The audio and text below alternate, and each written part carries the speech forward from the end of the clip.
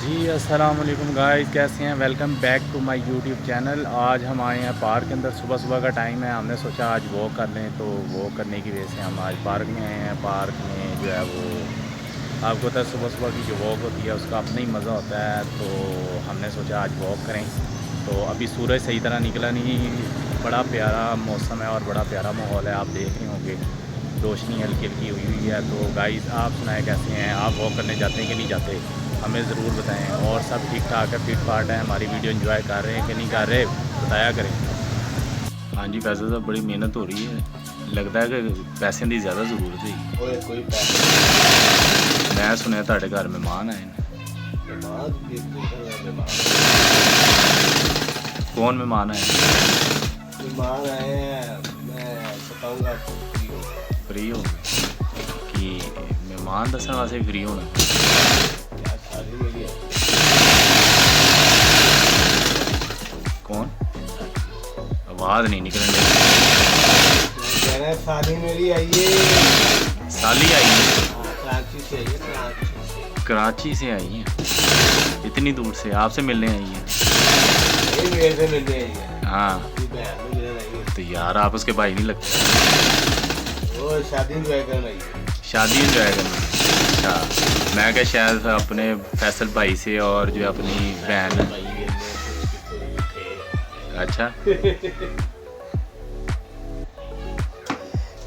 की सोच रहे हो तुसीं? अज घर ना जाओ मैं सोच रहा कि सालियां नहीं डराउणी तुसीं कि घर जान ते दिल नहीं कर। नहीं यार, दोनों ने काम ही बड़ा कराया है। काम करवा रही तेरे को आप बैठियां रहंदी होनी तेन काम ते लाता यह तो यार अच्छी गल नहीं। रात ਨੂੰ 3 ਵਜੇ ਉੱਠ ਕੇ ਕਹਿੰਦੇ ਸਾਨੂੰ ਮੇਰੇ ਨਾਲ ਗੱਲਾਂ ਕਰੋ। गल्लां करो ते पहले नहीं गया सी। ਸੁੱਤੇ ਹੋਏ ਬੰਦੇ ਨੂੰ ਕਹਿੰਦੇ ਕਿ ਉੱਠ ਕੇ ਗੱਲਾਂ ਕਰੋ। यह तो गलत गल है, नींद खराब करके पहले ही ना सोन दो। ਮੈਂ ਸੋਵਾਂਗੇ ਭਾਂ ਗੱਲਾਂ ਕਰਾਂ। चलो देखो फिर की करना। ਅੱਜ ਕਹਿ ਰਹੇ ਕਿ ਤੈਨੂੰ ਭਾਂ ਗੈਲੀ ਤੇ ਵੀ ਚੜਾਣਾ। गैलरी ते चढ़ाना क्यों? ਉੱਥੇ ਮਿੱਕੀ ਮੌਸ ਪਿਆ ਹੈ।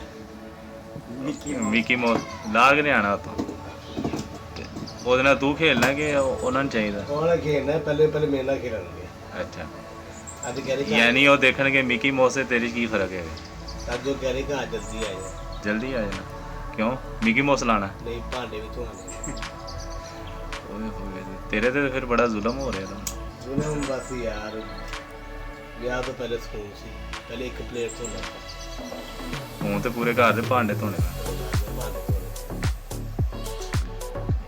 ਇਹ ਤਾਂ ਹੁਣ ਜਿਹੜੇ ਜਿਨ੍ਹਾਂ ਦਾ ਵਿਆਹ ਨਹੀਂ ਹੋਇਆ ਉਹ ਤੈਨੂੰ ਵੇਖ ਕੇ ਨਸੀਹਤ ਹਾਸਲ ਕਰ। ਨਸੀਹਤ ਹਾਸਲ ਕਰਾਂਗੇ, ਬਲਕਿ ਵਿਆਹ ਕਰੋ। ਵਿਆਹ ਕਰਨ ਤਾਂ ਕਿ ਭਾਂਡੇ ਧੋਣੇ ਆ ਜਾਣ। ਨਹੀਂ, ਬੜੇ ਖੁਸ਼ ਨਹੀਂ ਹੋ। ਅੱਛਾ, ਲੇਕਿਨ ਤੇਰੀ ਖੁਸ਼ੀ ਨਜ਼ਰ ਨਹੀਂ ਆਉਂਦੀ ਅੰਦਰੋਂ। ਕੌਣ? मैं खुशी महसूस नहीं करता, मैं थोड़ा खोचल। गाइस फैसल साहब ले रहे हैं आज सेब और इनके घर आए हैं मेहमान। फैसल साहब क्या कर रहे हो? सेब लै रहे हो? मेहमान आए ने सेब आज तो सारी रेहड़ी लैके जाओगे अच्छा, सौदा कर लो फिर सारे सेबों का। मैं क्या सारे सेब का सौदा होगा।